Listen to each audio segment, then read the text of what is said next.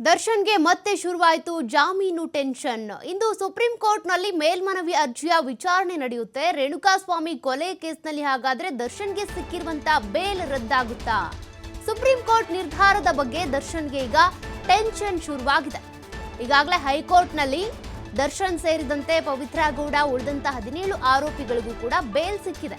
But ಈ ಬೇಲನ್ನ ಪ್ರಶ್ನೆ ಮಾಡಿ ತನಿಖಾಧಿಕಾರಿಗಳು ಸುಪ್ರೀಂ ಕೋರ್ಟ್ ಮೆಟ್ಟಿಲೇರಿದ್ದಾರೆ. ಹೈಕೋರ್ಟ್ ಆದೇಶವನ್ನ ಪ್ರಶ್ನಿಸಿ ಸುಪ್ರೀಂ ಕೋರ್ಟ್ ಮೊರೆ ಹೋಗಿರೋದು. ಕೃತ್ಯದಲ್ಲಿ ನೇರವಾಗಿ ಭಾಗಿಯಾದವರ ಜಾಮೀನು ರದ್ದಿಗೆ ಈಗ ಮನವಿ ಮಾಡಿಕೊಂಡಿದ್ದಾರೆ ತನಿಖಾಧಿಕಾರಿಗಳು. ಇವತ್ತು ಸುಪ್ರೀಂ ಕೋರ್ಟ್ನಲ್ಲಿ ಆ ಅರ್ಜಿಯ ವಿಚಾರಣೆ ನಡೆಯುತ್ತೆ.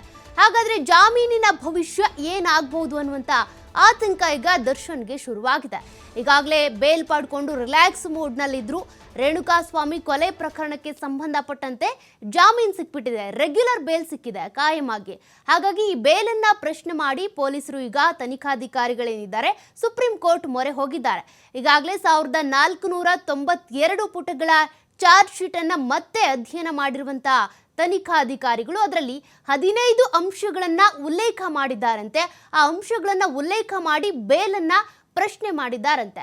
ಹೀಗಾಗಿ ಮೇಲ್ಮನವಿಯಲ್ಲಿ ಇರುವಂತ ಆ ಅಂಶಗಳು ಏನು ಅಂತ ಗಮನಿಸ್ತಾ ಹೋಗೋದಾದ್ರೆ, ಹೈಕೋರ್ಟ್ ಜಾಮೀನು ಮಂಜೂರು ಮಾಡಿರುವಂತ ಆದೇಶದ ಪ್ರತಿ ಅದರಲ್ಲಿದೆ.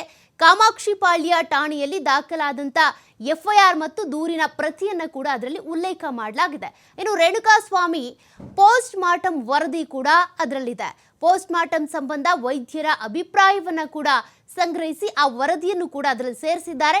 ಇನ್ನು ಪ್ರತ್ಯಕ್ಷದರ್ಶಿಯ ಸಾಕ್ಷಿ ಇರ್ಬೋದು, ಮತ್ತೆ ಸಾಕ್ಷಿ 91ರ ಹೇಳಿಕೆ ಇರ್ಬೋದು, ಮತ್ತೆ ತರ್ಜುಮೆಯ ಪ್ರತಿ ಅವ್ರು ಹೇಳಿಕೆ ಕೊಟ್ಟಿರೋದು ಹಿಂದಿಯಲ್ಲಿ, ಹಾಗಾಗಿ ಅದನ್ನು ಕನ್ನಡಕ್ಕೆ ಟ್ರಾನ್ಸ್ಲೇಟ್ ಮಾಡಿರುವಂಥ ಪ್ರತಿ. ಇನ್ನು FSL ಮತ್ತು CDR ವರದಿಯ ಪ್ರತಿಗಳು ಕೂಡ ಈ 15 ಅಂಶಗಳಲ್ಲಿ ಇರೋದು. ಪಂಚನಾಮೆ ರಿಪೋರ್ಟ್ ಇರ್ಬೋದು, ಡಿಜಿಟಲ್ ವಸ್ತುಗಳ ವಿಶ್ಲೇಷಣೆಯ ರಿಪೋರ್ಟ್ ಹಾಗೂ ನಟ ದರ್ಶನ್ ಮಧ್ಯಂತರ ಜಾಮೀನು ಆದೇಶದ ಪ್ರತಿ ಕೂಡ ಇದೆ. ಏನು ಕಾರಣವನ್ನು ಕೊಟ್ಟು ಅವ್ರು ಮಧ್ಯಂತರ ಜಾಮೀನು ಪಡ್ಕೊಂಡಿದ್ರಲ್ಲ, ಅದಕ್ಕೆ ಸಂಬಂಧಪಟ್ಟಂತ ವರದಿ ಕೂಡ ಇದೆ. ಜೈಲಿನಿಂದ ಸಲ್ಲಿಕೆಯಾದಂಥ ವೈದ್ಯಕೀಯ ವರದಿ ಇದೆ.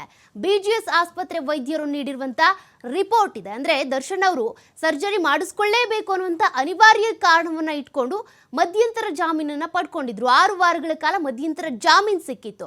ಆ ಜಾಮೀನು ಪಡ್ಕೊಳ್ಳೋದಕ್ಕೆ ಕೊಟ್ಟಂತ BGS ಆಸ್ಪತ್ರೆ ವೈದ್ಯರು ಕೊಟ್ಟಂತ ರಿಪೋರ್ಟು ಕೂಡ ಈ 15 ಅಂಶಗಳಲ್ಲಿ ಉಲ್ಲೇಖ ಆಗಿದೆ. ಈ ಅಂಶಗಳನ್ನ ಇಟ್ಕೊಂಡೇ ಈಗ ಸುಪ್ರೀಂ ಕೋರ್ಟ್ ಮೆಟ್ಟಿಲೇರಿರೋದು ತನಿಖಾಧಿಕಾರಿಗಳು.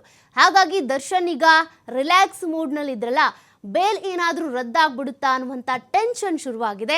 17 ಜನ ಆರೋಪಿಗಳು ಏನೀಗ ಬೇಲ್ ಪಡ್ಕೊಂಡಿದ್ದಾರೆ, ಅವರೆಲ್ಲರ ಚಿತ್ತ ಕೂಡ ಈಗ ಸುಪ್ರೀಂ ಕೋರ್ಟ್ನತ್ತ ನಿಡ್ತಾ ಇದೆ.